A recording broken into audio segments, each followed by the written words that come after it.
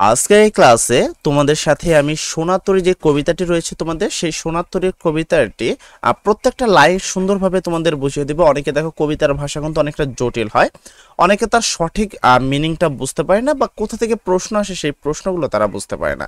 তো আজকের ক্লাসে আমরা যে সোনার তরীর কবিতাটি রয়েছে সেই সোনার তরীর কবিতার সম্পূর্ণ বিষয়গুলোকে ব্যাখ্যা করব। পাশাপাশি সোনার তরী কবিতা থেকে যে প্রশ্নগুলো আসে সেরকম 50টি সবচেয়ে গুরুত্বপূর্ণ প্রশ্ন যেগুলো বিগত সালে সবচেয়ে বেশিবার আসছে এবং সেখান থেকে সোনার তরী কবিতা থেকে সেই প্রশ্নগুলো পাওয়ার চান্স 100%। তাই সেই সোনার তরীর সেই প্রশ্নগুলো তোমাদের সামনে উপস্থাপনা করব। তো দেখো, সর্বপ্রথম আমাদের যেটা কাজ সেটা হলো সোনার তরী কবিতার লাইনগুলো লাইন বাই লাইন তোমাদের ব্যাখ্যা করা। তো চলো আমরা সোনার তরী কবিতাটি পড়ি।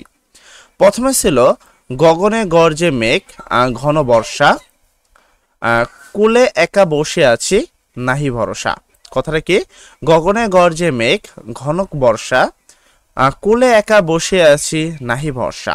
এই কথাটির মানে কি? এই কথাটির মানে হলো আকাশে মেঘ গর্জন করছে। আকাশে কি করছে? যে গগনে গর্জে মেঘ, অর্থাৎ আকাশে মেঘ গর্জন করছে এবং প্রচন্ড বৃষ্টি হচ্ছে। এবং কি ঘন বর্ষা বলতে বোঝানো হয়েছে প্রচন্ড বৃষ্টি হচ্ছে। কোলে একা বসে আছি এর মানে হলো নদীর কোলে একা বসে থাকা কৃষকের মনে কোনো ভরসা নেই, নাহি ভরসা। জীবনে যেমন বৃষ্টি ও মেঘ আসে তেমনি আমাদের জীবনে দুঃখ, চিন্তা ও অনিশ্চয়তা আসে। ঠিক আছে, আমাদের এই লাইনটার মিনিং হলো এইটা। তারপর রাশি রাশি ভরা ভরা, রাশি রাশি ভাড়া ভাড়া ধান কাটা হলো সারা, ভরা নদী খুরো ধারা খর পরশা। ঠিক আছে, তাহলে কি রাশি রাশি ভাড়া ভাড়া ধান কাটা হলো সারা, ভরা নদী ক্ষুরধারা খর পরশা। এই কথাটির মিনিং কি? এই কথাটির মানে হলো কবি কৃষকের শ্রম ও ফসলের বর্ণনা দিয়েছে। এখানে কবি কৃষকের শ্রম ও ফসলের বর্ণনা দিয়েছে। ধান কাটা শেষ হয়েছে এবং ধান ভরার পাত্রগুলো রাশি রাশি হয়ে আছে। নদী পানিতে পরিপূর্ণ এবং তার স্রোত খুব ধারালো এবং শক্তিশালী। আমরা জীবনে অনেক শ্রম দিয়ে কিছু অর্জন করি, কিন্তু সেই অর্জন শেষ পর্যন্ত সময়ের হাতে চলে যায়। কাটিতে কাটিতে ধান এলো বর্ষা। এই কথাটির মানে হলো ধান কাটতে কাটতেই বর্ষা এসে গেল। কাটিতে কাটিতে ধান এলো বর্ষা, এই কথাটির মানে হলো ধান কাটতে কাটতেই বর্ষা এসে গেল। এটি শুধু প্রাকৃতিক পরিবর্তনের বর্ণনা নয়, বরং জীবনের অনিশ্চয়তা এবং সময়ের গতির প্রতীক।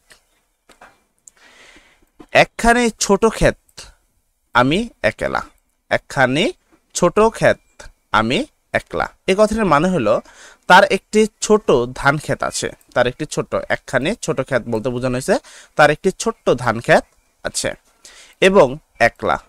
কি আমি একলা বলতে বোঝানো হয়েছে কি? সে হলো একলা। জীবনে আমরা অনেক সময় একা হয়ে যাই। আমাদের অর্জন ও সংগ্রামের মাঝেও আমরা একাকিত্ব অনুভব করি। চারিদিকে বাঁকা জল করেছে খেলা, চারিদিকে বাঁকা জল করেছে খেলা। চারিদিকে নদীর বাঁকা জল খেলছে, চারিদিকে নদীর কি যে জল রয়েছে সেই বাঁকা জল খেলছে। এটি শুধু প্রাকৃতিক সৌন্দর্য নয়, বরং জীবনের অনিশ্চয়তা ও পরিবর্তনের প্রতীক। নদীর জল হলো সময়ের স্রোত যা আমাদের চারিদিকে ঘিরে থাকে। পরপারে দেখি আঁকা তরু ছায়া মশি মাখা, গ্রামখানি মেঘে ঢাকা প্রভাত বেলা। এখানে বলা হয়েছে কবি পরপারের গ্রামের একটি সুন্দর চিত্র এঁকেছেন। কবি পরপারের একটি গ্রামের কি সুন্দর চিত্র এঁকেছেন। গ্রামটি গাছের ছায় মাঝখানে এবং মেঘ ঢাকায়। গ্রামটি কোথায়?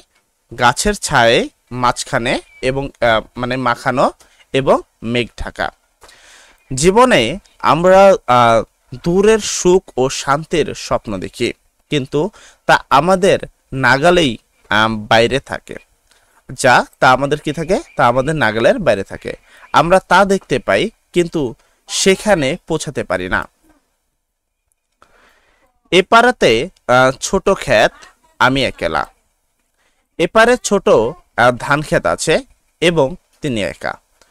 এটি শুধু কৃষকের একাকিত্ব নয়, বরং মানব জীবনের একাকিত্ব ও সংগ্রামের প্রতীক। গান গেয়ে তরি বেয়ে কে আসে পারে, দেখে যেন মনে হয় চিনি উহারে।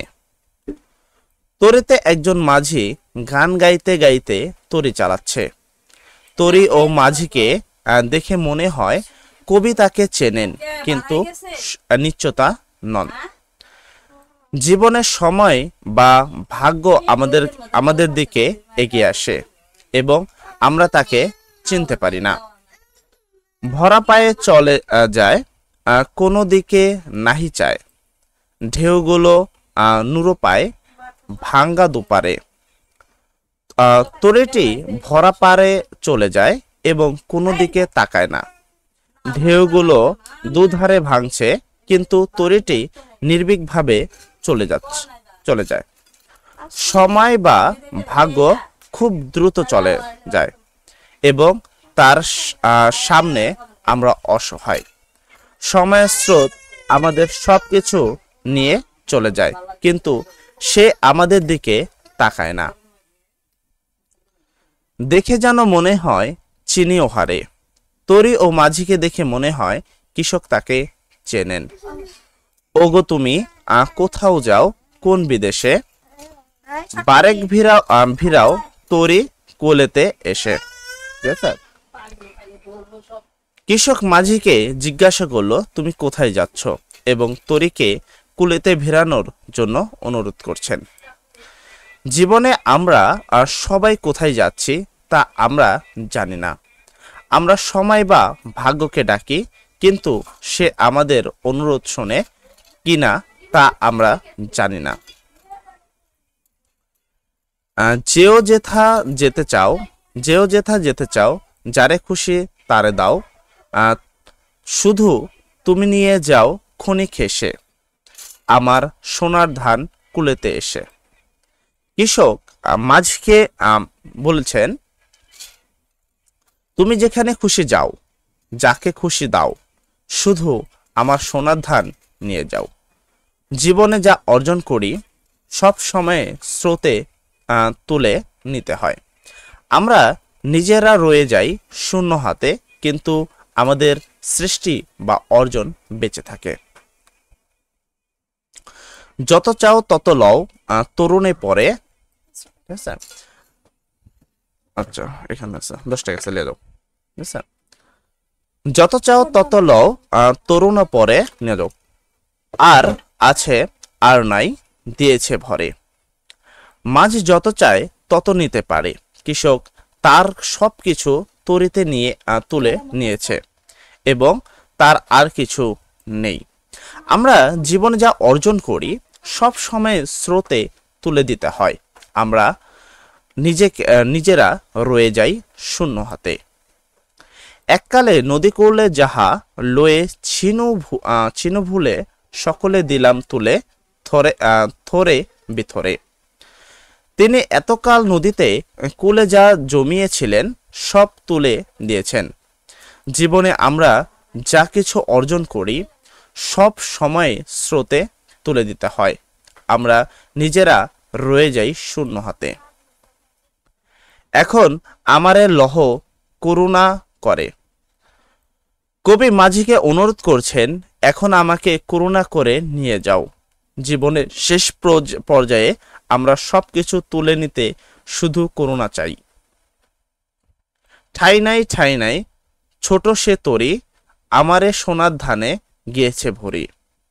কৃষক সোনার ধানে তরি ভরে গেছে, কিন্তু তার নিজের জন্য জায়গা নেই। জীবনে আমরা অনেক কিছু অর্জন করি, কিন্তু শেষ পর্যন্ত আমাদের জন্য জায়গা থাকে না। আমরা রয়ে যাই শূন্য হাতে। শ্রাবণ গগনে ঘিরে ঘন মেঘ ঘুরে ফেরে। শূন্য নদীর তীরে রোহিণী পরি। আকাশে ঘন মেঘ ঘুরছে এবং তিনি শূন্য নদীর তীরে পড়ে আছেন। জীবনের শেষ পর্যায়ে আমরা একা হয়ে যাই এবং আমাদের মনে অপূর্ণতা বেদনা থাকে। যাহা ছিল নিয়ে গেল সোনার তরী। এই লাইনে কবি বলেছেন, যা ছিল সব নিয়ে গেল সোনার তরী। জীবনে আমরা যা অর্জন করি সব সময়ের স্রোতে চলে যায় এবং আমরা নিজেরা রয়ে যাই শূন্য হাতে।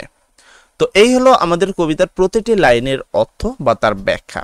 এবার এই কবিতার যে মেন ভার্ব বা যে মেন বাক্যটা ছিল সেটা কি ছিল? সেটা ছিল, বর্ষার দিনে নদীর পানি উঠছে পড়ছে। নদীর ধারে এক কৃষক তার সোনার ধান নিয়ে চিন্তিত। নদীর স্রোতে খুব তীব্র হঠাৎ সে দেখে একটি নৌকায় একজন মাঝি। ঠিক আছে, কৃষকের মনে হয় সে যা কবা যে এটাকে চেঞ্জ করে জাস্ট আগে অর্ডার দিয়ে লিবা, ঠিক আছে? পরে কবা যে এটা রাখেন, টাকা তো দিছে 500 টাকা রাখেন, ঠিক আছে? ওইটা আর বাকি টাকা দিয়ে যাবেন। কৃষকের মনে হয় সে এই মাঝিকে চেনে। নৌকাটি কোনো দিকে না তাকিয়ে এগিয়ে যায় এবং কৃষক তাকে ডাকে। মাঝি নৌকা নিয়ে কুলেতে এসে কৃষক তার সমস্ত সোনার ধান তরিতে তুলে দেয়।